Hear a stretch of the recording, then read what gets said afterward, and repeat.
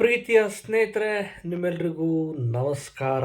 ನಾನು KJ ಹಳ್ಳಿ ಸುರೇಶ್. ನಿಜಕ್ಕೂ ಈ ಮಾರಿಕೊಂಡ ಮಾಧ್ಯಮಗಳು ಎಲ್ಲೋದ್ವು ಅಂತ ಹುಡುಕ್ತಾ ಇದ್ದೀನಿ.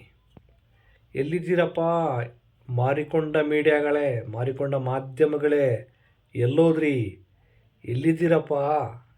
ಯಾಕೆ ಈ ಪ್ರಶ್ನೆ ಕೇಳ್ತಿದ್ದೀನಿ ಅಂದರೆ, ನೋಡಿ, ಇವರೆಲ್ಲ ಏನು ಈ ಚಿನ್ನಯ್ಯ ಅಂತ ಇದ್ದಾರಲ್ಲ, ಧರ್ಮಸ್ಥಳದಲ್ಲಿ ನಿಗೂಢ ಸಾವುಗಳ ಪ್ರಕರಣಕ್ಕೆ ಸಂಬಂಧಪಟ್ಟಂಗೆ ಒಂದಷ್ಟು ಹೆಣಗಳನ್ನು ಹೂತಾಕಿದ್ದೇನೆ ಅಂತ ಹೇಳುವ ಚಿನ್ನಯ್ಯ ಒಂದು ರಿಟ್ ಪಿಟಿಷನನ್ನು ಹಾಕಿದರು. ಪ್ರಾರಂಭದಲ್ಲಿ ನಾನು ಹೂತಾಕಿದ್ದೇನೆ ಅಂತ ಹೇಳಿದ್ದ ಮತ್ತು ಮಾಧ್ಯಮಗಳಿಗೂ ಕೂಡ ಏನೋ ಮಾಧ್ಯಮ ಅಲ್ಲ, ನ್ಯಾಯಾಲಯಕ್ಕೆ 183 ಸ್ಟೇಟ್ಮೆಂಟನ್ನೆಲ್ಲ ಕೊಟ್ಟಿದ್ದರು. ಈಗ ಆ ಪ್ರಕರಣದ ವರದಿಯನ್ನು SIT ಅಧಿಕಾರಿಗಳು ನ್ಯಾಯಾಲಯಕ್ಕೆ ಕೊಟ್ಟಿದ್ದಾರೆ. ಅದೇ ಚಿನ್ನಯ್ಯ ಇತ್ತೀಚೆಗೆ ಉಲ್ಟಾ ಹೊಡೆದು ನ್ಯಾಯಾಲಯಕ್ಕೆ ರಿಟ್ ಪಿಟಿಷನ್ ಹಾಕಿದರು. ಏನಂತ, ನನಗೆ 200 ಕೋಟಿ ಕೊಟ್ಟಿದ್ದರು ಒಂದಷ್ಟು ಜನ. ಏನು ಅಂದರೆ, ಧರ್ಮಸ್ಥಳದ ಒಂದು ಧಾರ್ಮಿಕ ದೇವಸ್ಥಾನದ ಬಗ್ಗೆ ಷಡ್ಯಂತ್ರ ಮಾಡೋದಕ್ಕೆ ಇದೊಂದು ಪ್ಲಾನ್ ಆಗಿತ್ತು ಅಂತ ಏನೋ ಒಂದು ಸ್ಟೇಟ್ಮೆಂಟನ್ನು ಕೊಟ್ಬಿಟ್ಟು ಮತ್ತು ಅದರ ಬಗ್ಗೆ ನ್ಯಾಯಾಲಯಕ್ಕೆ, ಹೈಕೋರ್ಟಲ್ಲಿ ರಿಟ್ ಪಿಟಿಷನ್ ಹಾಕಿದರು.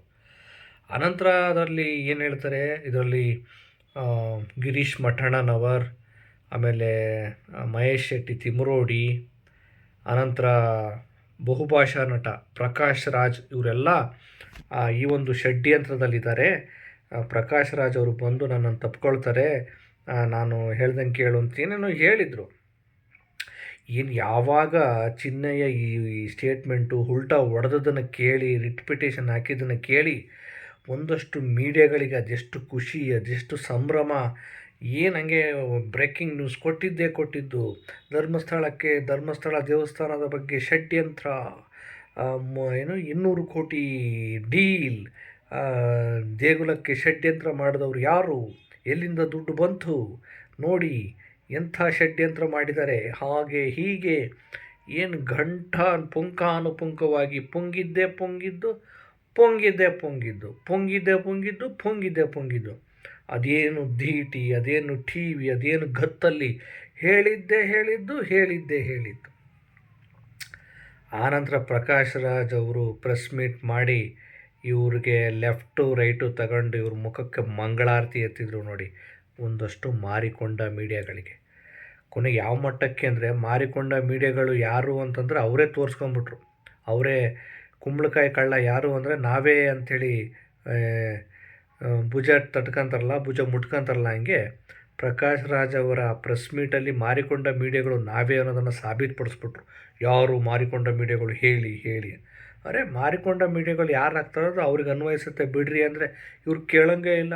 ಏನಂಗೆ ಪ್ರಕಾಶ್ ರಾಜ್ ಅವ್ರ ಮೇಲೆ ದಾಳಿ ಮಾಡಿದ್ದೇನು, ಮಾತಿನ ದಾಳಿ, ಹಾಗೆ 200 ಕೋಟಿ ಷಡ್ಯಂತ್ರ, ಒಂದು ಧಾರ್ಮಿಕ ಸ್ಥಳದ ಬಗ್ಗೆ ಎಂತೆಂಥ ಷಡ್ಯಂತ್ರ ಆಯಿತು ಅಂಥೇಳಿ ಒಂದಷ್ಟು ಮಾಧ್ಯಮಗಳು ಬ್ರೇಕಿಂಗ್ ನ್ಯೂಸ್ ಹೊಡೆದಿದ್ದು.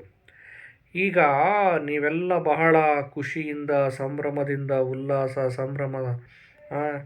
ಅತ್ಯುತ್ಸಾಹದಿಂದ ಮಾಡಿದಂಥ ಈ ವರದಿ ಆನಂತರ ಈ ಚಿನ್ನಯ್ಯ ರಿಟ್ ಪಿಟಿಷನ್ ಹಾಕಿದಂಥ ಈ ಒಂದು ಪ್ರಕರಣ ಇವತ್ತು ಹೈಕೋರ್ಟು ಇದರಲ್ಲಿ ತಿರುಳಿಲ್ಲ, ಇದರಲ್ಲಿ ಸತ್ಯ ಇಲ್ಲ, ಇದರಲ್ಲಿ ಸ್ಟಫ್ ಇಲ್ಲ,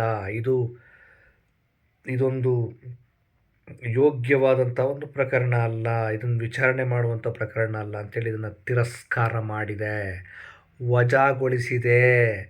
ನೀವೇನು 200 ಕೋಟಿ ಧಾರ್ಮಿಕ ದೇಗುಲಕ್ಕೆ ಷಡ್ಯಂತ್ರ ಮಾಡೋದಕ್ಕೆ 200 ಕೋಟಿ ಯಾರ್ಯಾರೆಲ್ಲ ಇದ್ದಾರೆ, ದುಡ್ಡು ಎಲ್ಲಿಂದ ಬಂತು, ಯಾರ್ಯಾರ ಅಕೌಂಟಿಗೆ ಬಂತು, ನಮ್ಮ ಅಕೌಂಟಿಗೆ ಯಾಕೆ ಬರಲಿಲ್ಲ, ಅವರೇ ತಿಂದುಬಿಟ್ರೆ ಹೆಂಗೆ ಅನ್ನೋ ಥರದಲ್ಲಿ ಬಾಯ್ ಬಡ್ಕೊಂಡ್ರಲ್ಲ. ಈಗ ಮಾನ್ಯ ಹೈಕೋರ್ಟ್ ಈ ಅರ್ಜಿಯನ್ನು ವಜಾಗೊಳಿಸಿದೆ, ಇದರಲ್ಲಿ ಯಾವುದೇ ಸತ್ಯಾಂಶ ಇಲ್ಲ ಅಂತ. ಇದನ್ನು ಬ್ರೇಕಿಂಗ್ ನ್ಯೂಸ್ ಯಾಕ್ರಪ್ಪ ಮಾಡ್ತಾ ಇಲ್ಲ? ಮಾರಿಕೊಂಡ ಮಾಧ್ಯಮಗಳು ಯಾಕೆ ಈ ಬ್ರೇಕಿಂಗ್ ನ್ಯೂಸ್ ಮಾಡ್ತಾ ಇಲ್ಲ? ಯಾಕೆ ಅಂದರೆ, ಈ ಮಾರಿಕೊಂಡ ಮಾಧ್ಯಮಗಳಿಗೆ ಮುಖಕ್ಕೆ ಮಂಗಳಾರತಿ ಆದಂಗಾಗಿದೆ. ಈಗ ಮಾರಿಕೊಂಡ ಮಾಧ್ಯಮಗಳಿಗೆ ಈಗ ಮುಖಭಂಗ ಆಗಿದೆ, ತಲೆ ಕೆಟ್ಟು ಹೋಗಿದೆ, ಏನಾಗ್ಬಿಡ್ತಲ್ಲ, ಸೋಲಾಗಿದೆ. ಇದನ್ನು ಯಾಕೆ ಬ್ರೇಕಿಂಗ್ ನ್ಯೂಸ್ ಮಾಡಲ್ವಾ ಇದನ್ನು? ಅವತ್ತು ಮಾತ್ರ ನನಗೆ ಸೆಗ್ಮೆಂಟ್ ಮಾಡಿದ್ದೇನು, ಬ್ರೇಕಿಂಗ್ ನ್ಯೂಸ್ ಹೇಳಿದ್ದೇನು, ಆ ಆ್ಯಂಕರ್ಗಳು ಬಾಯಿ ಬಡ್ಕೊಂಡಿದ್ದೇನು, ಮತ್ತು ಇದನ್ನು ಮಾಡಿ ಇದನ್ನು ಮಾಡೋಕ್ಕಾಗಲ್ವಲ್ಲ, ಮಾಡಲ್ಲಲ್ಲ, ಯಾಕೆ ಹೇಳು? ತಪರಾಕಿ ಆಯ್ತಲ್ಲ, ಮುಖಭಂಗ ಆಯ್ತಲ್ಲ, ನಾಚಿಕೆ ಆಗಬೇಕು. ಅದಕ್ಕೆ ಮಾರ್ಕೋಬಾರ್ದು ಅನ್ನೋದು ಪ್ರಕಾಶ್ ರಾಜ್ ಅದೇ ಹೇಳಿದ್ದು. ಮಾರ್ಕೊಂಡಿಲ್ಲ ಇವರು ಹರಾಜಿಗೆ ಇಟ್ಬಿಟ್ಟಿದ್ದಾರೆ, ಹರಾಜಾಗಿದ್ದಾರೆ. ಪ್ರಕಾಶ್ ರಾಜ್ ಅವರು ಹೇಳಿದ ಮಾತು ಅಕ್ಷರಶಃ ಸತ್ಯ. ಇವರು ತಮ್ಮ ನೈತಿಕತೆಯನ್ನು ಅಡ ಇಟ್ಟಿದ್ದಾರೆ, ನೈತಿಕತೆಯನ್ನು ಮಾರ್ಕೊಂಬಿಟ್ಟು ಬೋಟು ನೆಕ್ತಾ ಇದ್ದಾರೆ. ಬೋಟು ಒಂದು ನೈತಿಕತೆ ಇರೋ ಮಾಧ್ಯಮ ಸಂಸ್ಥೆ ಆದರೆ ಇವತ್ತು ಹೈಕೋರ್ಟ್ ಈ ಒಂದು ಪ್ರಕರಣವನ್ನು ವಜಾಗೊಳಿಸಿದೆ. ಅದನ್ನು ಯಾಕೆ ಒಂದೇ ಒಂದು ಅಕ್ಷರವನ್ನು ಕೂಡ ಯಾಕೆ ನಿಮ್ಮ ಮಾಧ್ಯಮಗಳಲ್ಲಿ ಪ್ರಸಾರ ಮಾಡಲ್ಲ? ಅವತ್ತು ಇದ್ದಂಥ ಉತ್ಸಾಹ ಇವತ್ತು ಯಾಕಿಲ್ಲ? ಅವತ್ತು ಏನು ಪ್ರಕಾಶ್ ರಾಜ್ ಅವ್ರನ್ನ ಏನು ಅಷ್ಟೊಂದು ಪ್ರಮಾಣದಲ್ಲಿ ಪ್ರಶ್ನೆಗಳ ಸುರಿಮಳೆಗೈದ್ರಲ್ಲ, ಇವತ್ತು ಪ್ರಕಾಶ್ ರಾಜ್ ಅವರು ಅದರಲ್ಲಿ ಪಾತ್ರನೇ ಇಲ್ಲ. ಈ ಒಂದು ಪ್ರಕರಣನೇ ವಜಾಗೊಳ್ತಲ್ಲ, ಒಂದು ಸಾರಿ ಕೇಳೋಕ್ಕಾಗಲ್ವಾ? ನಾವು ಹಂಗೆ ಬಾಯಿ ಬಡ್ಕೊಂಬಿಟ್ವಿ, ನಮ್ಮ ಬಾಯಿ ಸರಿ ಇಲ್ಲ, ಬೊಗಳ್ಕೊಂಬಿಟ್ವಿ, ಭಾಳ ಬೊಗಳ್ಬಿಟ್ವಿ ಅವತ್ತು ಅಂತ ಹೇಳೋಕ್ಕಾಗಲ್ವಾ? ಎಲ್ಲಿದ್ದೀರಿ? ಆದರೆ ಒಂದು ನಿಜ, ಪ್ರಾಮಾಣಿಕವಾಗಿ ಮಾಧ್ಯಮದ ಘನತೆಯನ್ನು, ಜನಪರವಾದ ನಿಲುವನ್ನು ಇಟ್ಟುಕೊಂಡಿರುವ ಕೆಲವು ಮಾಧ್ಯಮಗಳು ಖಂಡಿತ ಇದ್ದಾವೆ. ಅಂಥ ಮಾಧ್ಯಮಗಳ ಬಗ್ಗೆ ನನಗೆ ಬಹಳ ಗೌರವ, ಪ್ರೀತಿ ಇದೆ. ಆದರೆ ಮಾರಿಕೊಂಡ ಮಾಧ್ಯಮಗಳ ಬಗ್ಗೆ ಒಂದು ಕಿಂಚಿತ್ತೂ ಕೂಡ ಗೌರವವಿಲ್ಲ. ಯಾಕಂದರೆ ಇವರು ಆ ಮಾಧ್ಯಮದ ಘನತೆಯನ್ನು ಕುಗ್ಗಿಸಿಬಿಟ್ಟಿದ್ದಾರೆ. ಇವತ್ತು ಈ ಅರ್ಜಿ ವಜಾಗೊಂಡಿರೋದನ್ನು ಇವರು ವರದಿ ಮಾಡಲ್ಲ. ರಮಾ ನಾಗರಾಜು ದುಡ್ಡಿಸ್ಕೊಂಡಿದ್ರು, ಪ್ರಕಾಶ್ ರಾಜ್ ಅವರು ಇದರಲ್ಲಿ ಇನ್ವಾಲ್ವ್ ಆಗಿದ್ದಾರೆ, ತಿಮ್ಮರೋಡಿ ಇದ್ದಾರೆ, ಮಟ್ಟಣ್ಣ ಇದ್ದಾರೆ, ಮತ್ತು ಎಲ್ಲರಪ್ಪ ಮತ್ತೆ ಸಾಬೀತಾಗಲಿಲ್ವಲ್ಲ? ಯಾರ್ಯಾರೋ ಗೊರವಂಕಗಳು, ಕಾಗೆ, ಗಿಳಿಗಳು ಎಲ್ಲ ಎಲ್ಲೋದವು? ಅದಕ್ಕೆ ಸತ್ಯ ಯಾವತ್ತೂ ಪ್ರಖರವಾಗಿರುತ್ತೆ. ಯಾರನ್ನು ಮೆಚ್ಚಿಸೋದಕ್ಕೆ, ಯಾರ ಪರವಾಗಿ ಪುಂಗಿ ಊದೋದಕ್ಕೆ ಒಂದು ಷಡ್ಯಂತ್ರವನ್ನು ರೂಪಿಸ್ಬಿಟ್ಟು ನೀವು ಹೇಳೋ ಎಲ್ಲ ವಿಚಾರಗಳು, ಸ್ಟೋರಿಗಳು ಸತ್ಯ ಆಗಲ್ಲ. ಸತ್ಯಕ್ಕೆ ಯಾವತ್ತೂ ಒಂದು ಶಕ್ತಿ ಇರುತ್ತೆ. ನಿಮ್ಮ ಸುಳ್ಳಿನ ಪುಂಗಿಗಳು ಸತ್ಯದ ಮುಂದೆ ನಿಲ್ಲಲ್ಲ. ಮಾರಿಕೊಂಡ ಮಾಧ್ಯಮಗಳೇ ಸಾಧ್ಯ ಆದರೆ ಬದಲಾಗಿ, ಇಲ್ಲ ನಮ್ಮದು ಅದೇ ಕೆಲಸ ಅಂದರೆ ಬೋಟ್ ನೆಕ್ಕಿ. ನಮಸ್ಕಾರ.